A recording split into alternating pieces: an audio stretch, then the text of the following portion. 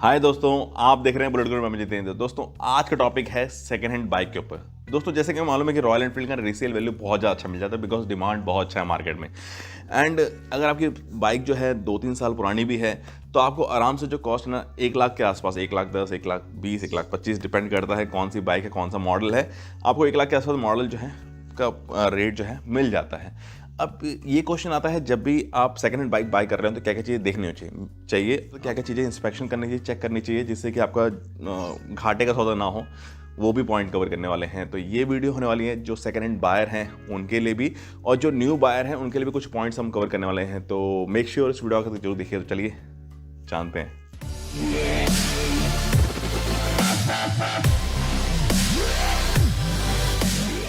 तो दोस्तों before starting अगर आपने चैनल को सब्सक्राइब नहीं किया जल्दी से सब्सक्राइब कर लीजिए एंड नोटिफिकेशन पर जरूर दबाइए ताकि ऐसी वीडियोस का अपडेट है ना आपको टाइम टाइम मिल सके। एंड अब आते हैं दोस्तों कि आपको जो बाइक लेनी हो ना तो क्या चीज़ इंस्पेक्शन करनी चाहिए उसके बारे में बात करते हैं। फिर इसके बाद हम बात करेंगे कि और चीज़ आपको क्या देखनी होती है। दोस्तों जब भी आप सेकेंड बाइक जो है बाय करने का प्लान कर रहे हो ना तो इंस्पेक्शन से पहले एक अच्छा सा राइड जो है ना अपनी बाइक का ले लीजिए। जो भी बाइक है उसका एक अच्छा सा राइड मतलब 3-4-5 किलोमीटर्स का ले लीजिए। उससे फ़ायदा ये होगा कि आपको बाइक के ना ब्रेकिंग, कंट्रोलिंग, वाइब्रेशन और टैप इंजन के नॉइज़ और दोस्तों और क्या क्या आपका खर्चा आने वाला है। अगर आप लेने का प्लान मूड कर ही लिया है तो क्या खर्चा आ सकता है वो पता चल जाएगा आपको, ठीक है। चाहे बैलेंस हो बाइक का कैसा है, तो ये सारी चीज़ें ना राइड के टाइम पे पता चल जाती हैं। कोई नॉइज़ ऐसे चू चू चू की साउंड ऐसा कुछ तो नहीं आ रहा है। मेन जो खर्चा है ना वो इंजन से रिलेटेड होता है, ठीक है। इंजन से रिलेटेड जो खर्चे होते हैं वो थोड़ा लंबे होते हैं बिकॉज में इंजन ओपनिंग का ही कॉस्ट सबसे ज़्यादा होता है। उसके बाद कुछ चेंज करना है या कुछ करना है तो वही बड़ा होता है। बाकी जो कॉस्ट होते हैं ना वो थोड़े छोटे मोटे होते हैं। एक बाइक लेने के बाद वो कराना पड़ता है। एक सर्विसिंग, जनरल सर्विसिंग जो होती है वो होती ही है।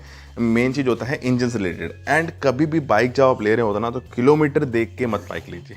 कई लोग क्या करते हैं कि जितना कम किलोमीटर होगा उतना अच्छा होगा। ऐसे ये कॉन्सेप्ट रॉयल एनफील्ड में बिल्कुल भी नहीं है, ठीक है। हाँ एक मतलब जब वैल्यूएशन कर रहे हैं बाइक का वैल्यू निकालने के लिए कोई फैक्टर हो सकता है, बट बाइक की कंडीशन देखने के लिए फैक्टर बिल्कुल भी नहीं है।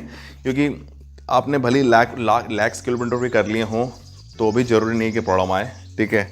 और अगर राइडर सही नहीं है, राइडिंग स्टाइल सही नहीं है तो 5-6 हज़ार में प्रॉब्लम आना शुरू हो जाएंगे कुछ ना कुछ। तो जिस पर्पज़ के लिए बाइक है, जिस कॉन्सेप्ट की बाइक है, अगर आप उसकी तरह से चलाते हैं तो ये सालों साल चलती है, कोई प्रॉब्लम नहीं आती है। अगर आप उस कॉन्सेप्ट को छोड़ के दूसरे कॉन्सेप्ट मतलब स्पोर्ट कॉन्सेप्ट और बाकी सब ऑफ रोड कॉन्सेप्ट के लिए अगर लेके चलेंगे तो ये थोड़ा सा प्रॉब्लम करती है। तो बड़े बड़े देख लेते हैं, क्या करते हैं पहले आपको टायर कंडीशन देख लेना है, टायर और व्हील का कंडीशन कैसा है। क्योंकि टायर अगर सही है तो आपका कॉस्ट बच जाते हैं कुछ, ठीक है, क्योंकि ये भी चेंज कराने होते हैं। व्हील की कंडीशन सही है तो वो भी देख लेना होता है। इंजन नॉइज़, टैपेड नॉइज़, ठीक है, और क्लच, ये सब चीज़ें जो हैं प्रॉपरली वर्क कर रही हैं नहीं कर रही हैं, ठीक है। और चेन का जो चेन सेट है प्रॉपरली सही है कि नहीं, जो रेयर का स्प्रॉकेट है वो सही है कि नहीं, वो एक बार देख लीजिए। सारे जो लाइट्स हैं वो प्रॉपरली वर्क कर रही हैं नहीं कर रही हैं, वार्निंग इंडिकेटर्स जो हैं वर्क कर रहे नहीं कर रहे हैं, ठीक है, ये चेक आप कर लीजिए। कोई मिसिंग का प्रॉब्लम या ऐसा कुछ तो नहीं आ रहा है बाइक में, वो भी आप चेक कर लीजिए। कोई पीछे से रेयर के जो स्विंग आर्म्स है उसमें चू चू चू की कोई साउंड तो नहीं आ रही है, ये भी आप देख सकते हैं। तो ये हैं बेसिक चीज़। और मॉडिफिकेशन भी देख लीजिए कितने मॉडिफिकेशन किए हैं, और अगर हो सके तो एक बार मैकेनिक को भी दिखा लीजिए बिकॉज कई बार क्या होता है ज़्यादा वायर कटिंग्स होती हैं, ज़्यादा ही वायर को खिचमिच कर दिया है इलेक्ट्रिकल को, तो वो कॉम्प्लिकेटेड इश्यूज़ भी अगर हो रहे हैं तो ये चेक करा लीजिए। तो सिर्फ इतने ही पॉइंट्स होते हैं जो आपको चेक करने होते हैं। बाकी सब जो हैं वो छोटी मोटी चीज़ें जो आपको बाइक लेने के बाद करवाने होते हैं तो उस पर हम ध्यान नहीं देते हैं।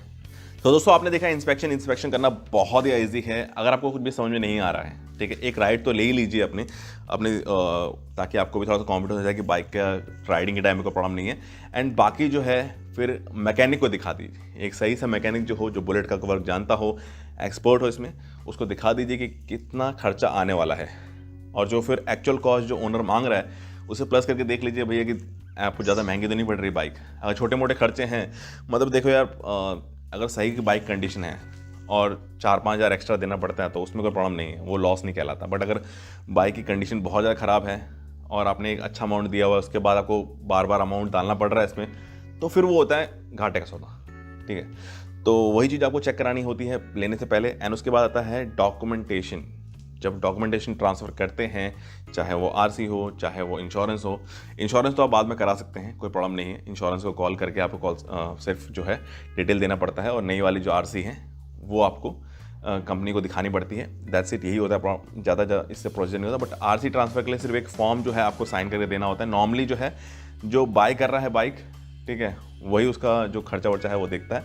बाकी आपके हिसाब से जो भी आपके म्यूचुअल अंडरस्टैंडिंग से वो जो सेट होता है वो डिपेंड करता है। अब दोस्तों टिप देता हूँ कुछ रीसेल वैल्यू के लिए। दोस्तों जब भी रीसेल वैल्यू इवैल्यूएट की जाती है, नॉर्मली जो देखा जाता है ना, वो ईयर्स को देखा जाता है, कौन सा ईयर का है, ठीक है। नॉर्मली उसमें ये नहीं देखते कि 2020 का दिसंबर का है या फरवरी का है। वो आपको जब बात करना होता है कि माइंडसेट हो जाता है लोगों का। तो नॉर्मली जो इवैल्यूएशन किया जाता है वो ईयर के हिसाब से किया जाता है और किलोमीटर के हिसाब से किया जाता है। किलोमीटर वाला फंडा तो उतना सही नहीं है, बट ईयर के लिए जो नए बायर हैं उनको एक टिप देना चाहता हूँ कि एंडिंग के आसपास, मतलब आप अगस्त के बाद जब आप बाय करते हो ना, तो वो गाड़ी की वैल्यूएशन रीसेल वैल्यू पे इफेक्ट आता है।